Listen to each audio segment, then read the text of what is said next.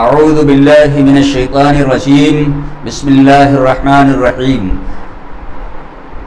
واللہ یرید ان یتوب علیکم ویرید الذین یتبعون الشہوات ان تمیلوا میلا عظیما۔ یہ سورہ نساء قرآن کریم کی جو چوتھی سورت ہے اس کی آیت نمبر 27 ہے۔ یہاں ایک سوال ہے کہ انسان اپنی زندگی کے اندر دوسرے کا اتباع، دوسرے کی پیروی کرنے اور دوسرے کو فالو کرنے پر مجبور ہے۔ بغیر دوسرے کو فالو کیے اس کی زندگی جو ہے پوری نہیں ہو سکتی۔ اگر اس کو بازار سے کوئی چیز خریدنا ہے تو بازار کے بنیے کے بھاؤ کو اس کو فالو کرنا ہوتا ہے، بغیر اس کے وہ اپنی زندگی گزار نہیں سکتا، کوئی چیز نہیں خرید سکتا۔ اگر اس کو ایک کپڑا سلانا ہے، درزی کے ریٹ اور درزی کے قواعد اور قوانین کو اس کو فالو کرنا پڑتا ہے۔ کہیں سفر کرنا ہے، گاڑی ڈرائیور اور گاڑی کے مالکان کے قوانین اور قاعدے کو اسے فالو کرنا ہوتا ہے۔ یہ ہے اس کی زندگی کا مختصر نقشہ۔ لیکن زندگی کے تمام معاملات میں، تمام امور میں وہ پیروی کرے گا، لیکن کس کی؟ قانون حق کی یا قانون باطل کی؟ آئین حق کی یا نفس کے خواہشات کی؟ انسان پیروی کرتا ہے، لازماً پیروی کرتا ہے، اس کی زندگی پیروی کرنے، فالو کرنے کے بغیر نہیں گزرتی۔ یا وہ اللہ کے مقرر کیے ہوئے قانون حق کی پیروی کرتا ہے اپنی عبادتی زندگی کے اندر، اپنی معاشرتی زندگی کے اندر، اپنی معاشی زندگی کے اندر، اپنی سیاسی زندگی کے اندر۔ زندگی پوری انسان کی ان چار معاملات میں گھری ہوئی ہے، عبادت میں، معیشت میں، معاشرت میں، سیاست میں۔ اب وہ یا آئین حق کی پیروی کرے گا یا نفس کی خواہش کی پیروی کرے گا، چاہے اس کی اپنے نفس کی خواہش کی پیروی کرے یا ان دوسرے انسانوں کی خواہشات کی پیروی کرے جن کو انسانوں نے اپنا مقتدا، مطاع، آقا، حاکم اور پیشوا بنا لیا ہے۔ لیکن دیکھنا یہ چاہیے کہ کس چیز کو فالو کرنا اس کے لیے فائدہ ہے، کس چیز میں اس کا نفع ہے، دنیا کے اندر بھی، نقصان کے اندر بھی۔ امر حقیقت یہ ہے، امر واقعہ یہ ہے کہ اللہ نے اللہ کے احکام، اللہ کے قوانین کو عبادتی زندگی کے اندر، معاشی زندگی کے اندر، معاشرتی زندگی کے اندر، سیاسی زندگی کے اندر اس کو فالو کرنے سے انسان کو اللہ کی رحمت، اللہ کی عنایت، اللہ کا فضل و کرم حاصل رہتا ہے، اللہ کی توجہ حاصل رہتی ہے۔ لیکن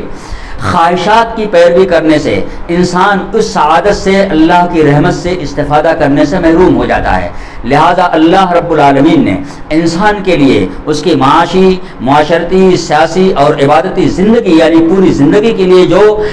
کریمانہ اصول اور رحیمانہ اسباق، آئین اور قوانین اور ایک منصفانہ آرٹیکلز طے کیے ہیں، متعین کیے ہیں، اور یہ متعین کر کے انسان کو رحمت اور سعادت سے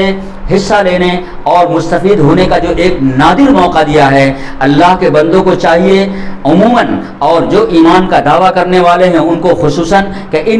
اس موقع کو اپنے ہاتھ سے جانے نہ دیں اور ان لوگوں کے دام فریب میں، ان لوگوں کے دھوکے میں نہ آئیں جو آئین حق، اللہ کے قانون کو چھوڑ کر کے، اللہ کے قانون کے باغی ہو کر کے اپنے نفس اور خواہشات کی پیروی کرتے ہیں۔ اس کی وجہ یہ ہے کہ وہ نہ صرف یہ خود اللہ کی رحمت اور عنایت سے محروم ہوتے ہیں بلکہ دوسرے بندوں کو، بالخصوص ایمان کا دعویٰ کرنے والوں کو محروم رکھنے پر ادھار کھائے بیٹھے رہتے ہیں۔ وہ چاہتے ہیں کہ اپنی طرح سے اہل ایمان کو بھی اللہ کے قانون سے، آئین رحمت سے منحرف کر کے، گمراہ کر کے اس قدر دور کر دیں کہ پھر اللہ تک واپسی ممکن نہ رہے۔ اسی لیے اللہ رب العالمین ارشاد فرماتا ہے کہ واللہ یرید ان یتوب علیکم، تمہاری زندگی کے بارے میں، تمہاری زندگی جو عبادت کے متعلق ہو یا معیشت کے متعلق ہو یا معاشرت سے متعلق ہو یا سیاست سے متعلق ہو، تمہاری زندگی کے تمام معاملات میں اللہ احکام اور ہدایات دے کر تم پر اپنی توجہ، اپنی عنایت، اپنی رحمت کو ہمہ وقت مبذول رکھنا چاہتا ہے۔ لیکن جو لوگ خواہشات کی پیروی کرتے ہیں وہ چاہتے ہیں کہ تم اللہ کے قانون اور آئین سے منحرف، برگشتہ اور باغی ہو کر کے بہت ہی زیادہ ٹیڑھے بن جاؤ، اتنے ٹیڑھے بن جاؤ، اتنے ٹیڑھے بن جاؤ کہ پھر تمہاری واپسی اللہ کی طرف ممکن نہ رہے۔ اس لیے اللہ کے بندوں کو یہ فیصلہ کر لینا چاہیے کہ بہرحال زندگی میں ان کو اتباع اور پیروی کرنا ہے، فالو کرنا ہے کسی نہ کسی کو، یا تو وہ امر حق کو فالو کریں یا امر باطل کو فالو کریں، یا تو وہ آئین حق، اللہ رب العالمین کے ان منصفانہ قوانین کو فالو کریں جن کا نفع دنیا میں بھی آخرت میں بھی ہے، یا وہ اپنی خواہشات کو فالو کریں یا اپنے جیسے دوسرے انسان انسانوں کی خواہشات کو فالو کریں، یعنی ان کی اتباع اور اقتداء کریں جن کا نقصان دنیا کے اندر بھی ہے اور آخرت کے اندر بھی ہے۔ اس لیے یاد رکھنا چاہیے کہ فالو اور اتباع اور اقتداء کیے بغیر انسان کی زندگی کبھی مکمل طور پہ آسانی سے گزر نہیں سکتی، اس کو کسی نہ کسی کو فالو کرنا ہی ہے۔ اب یہ اس کے اختیار میں ہے کہ وہ اپنے پیدا کرنے والے اور اپنے پالنے والے کے قانون کو فالو کرتا ہے، اس قانون کو جو اس کے لیے کریمانہ اور شریفانہ قانون ہے، یا اس قانون کو جو انسان اپنی خواہشات سے گڑھتا اور وضع کرتا ہے، جس میں کرامت اور شرافت کچھ نہیں ہوتی، صرف کیا کہتے ہیں انسان کے لیے دھوکے کی ایک ٹٹی ہے، انسان کے اندر کچھ تو خون اور تباہی اور بربادی لانے کا ذریعہ ہے۔ لہذا یہ فیصلہ انسان کے اندر ہے۔ اللہ کا کہنا ہے کہ تم کو اللہ کے قانون کے ساتھ متعلق رہنا چاہیے اور اللہ کی رحمت کے حاصل کرنے سے کبھی غافل نہیں ہونا چاہیے۔ وآخر دعوانا الحمدللہ رب العالمین۔